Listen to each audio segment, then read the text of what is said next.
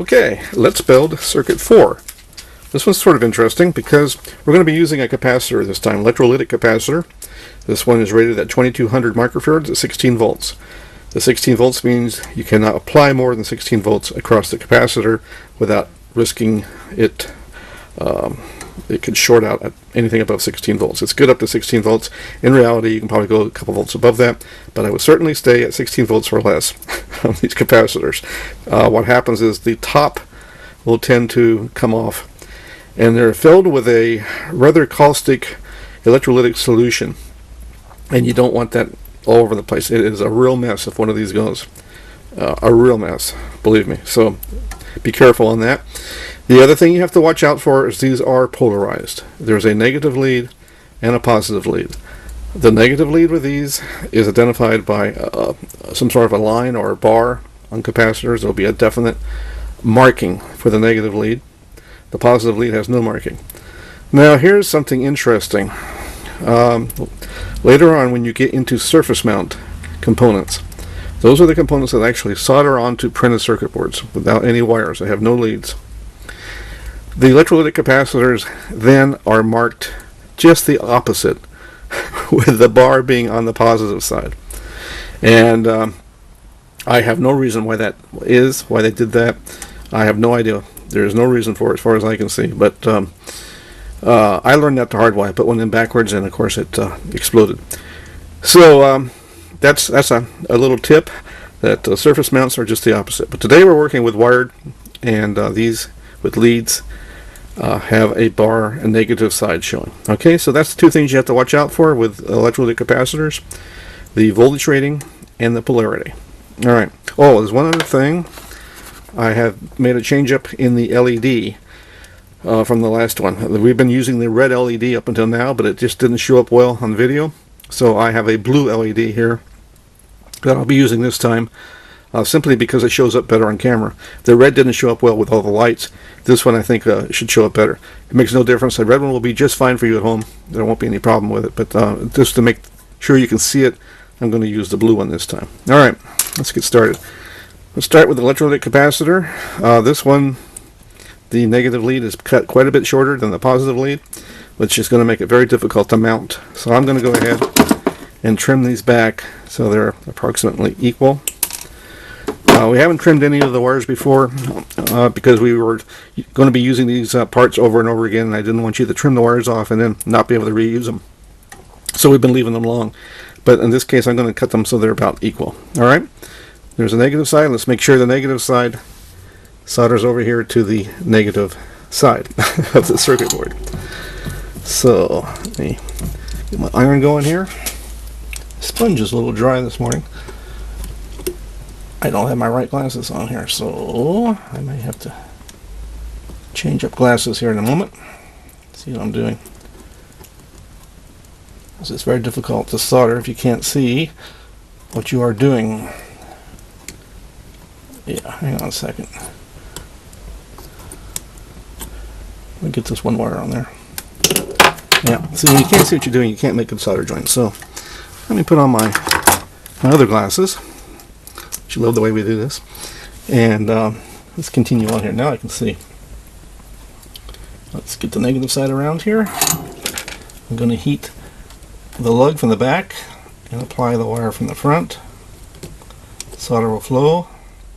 Get enough heat. There we go.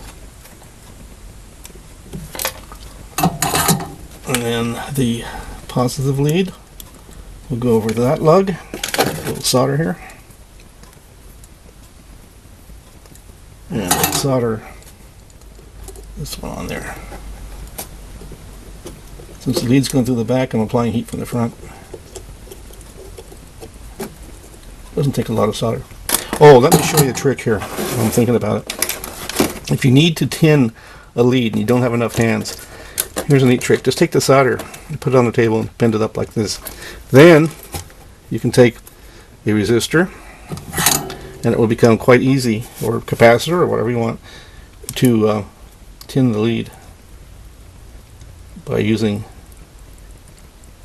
the solder on the table like that. Otherwise, you're sitting here trying to solder on a table, and that's not a very good thing to do, although it does work. Alright, let's continue on now.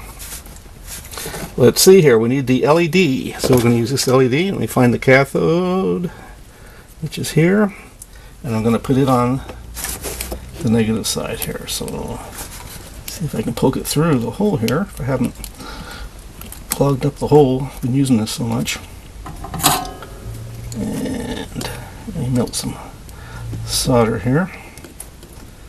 Try to keep the negative wire from the battery holder on there.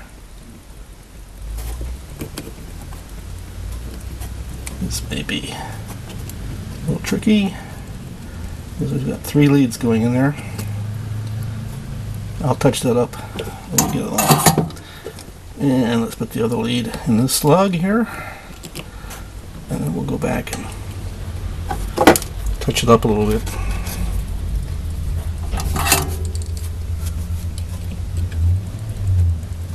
So I'm trying to rush a little bit so we don't run out of time on this DVD.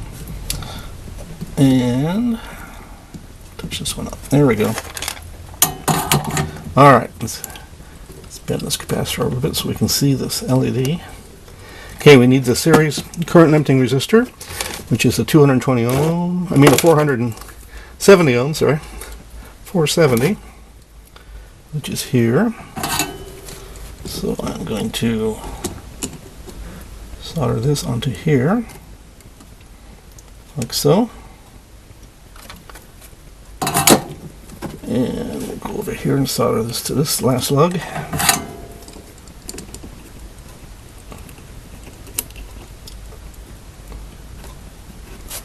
About like that. Alright. Again, I'm doing this rapidly. You should take your time and do it very neatly. Okay, what do we got here? We've got the capacitor in, we've got the LED in, we've got the current limiting resistor in.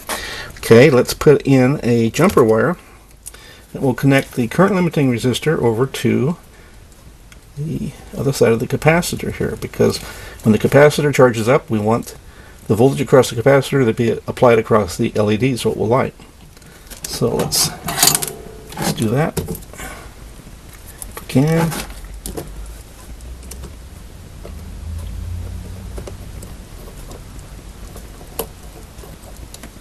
There we go. And put this over here. And that will connect that over to the other capacitor, other side of that capacitor. So let me see if I can get this in the hole. There we go. Nope, we didn't. Let's get plenty of heat on here so we don't have a cold solder joint. There we go. That's a second. Alright, there we go. I'm going to bend that up out of the way. Then what do we have left? We have the 1K resistor that is going to be in series with the capacitor, and this is going to be the charging resistor. Do I have another 1K I can use here that's already bent? Yes, I do. Alright, so let's go ahead and solder this guy in, and then we have almost a complete circuit. If I can get this to warm up.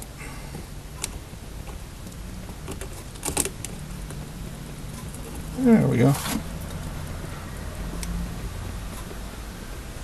And this runs over to, get this wire out of the way a little bit,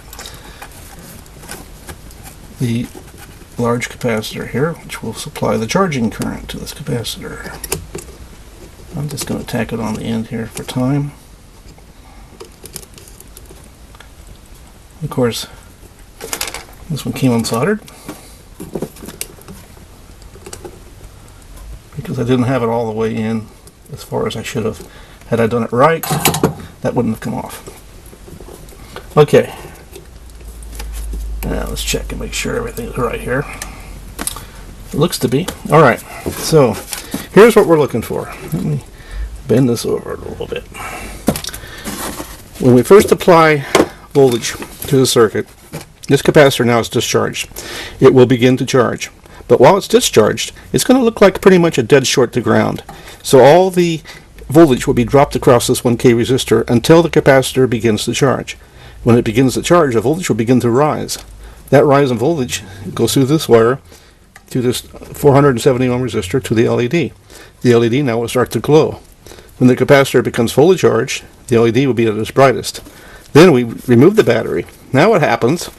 The capacitor then acts like the battery. It supplies current to the LED until it discharges all the way down to 0. So we'll show the capacitor charging and discharging. So let's see if this works. So we should see it come up slowly. Now watch. Remove the battery. Now it's discharging through the LED. It's going to take a little while. It goes all the way down to 0. Now I'm going to put it on again. You see it come up. Comes up slowly. It goes down slowly. So the capacitor now is discharged, or almost. And now I'm going to charge it. See it come up. And now the capacitor is acting like the battery. There we go, circuit 4. I hope you find that interesting. I hope you've understood everything in the ITBE manual. And you're on your way now to understanding basic electronics. Well, thanks again. Keep practicing. Keep trying these. Keep soldering over and over again. You need a lot of practice in soldering, and apparently I do too. I did this quite rapidly, but you get the idea, and that's what counts. Have fun experimenting. This is a wonderful thing. All right, great. Talk to you later.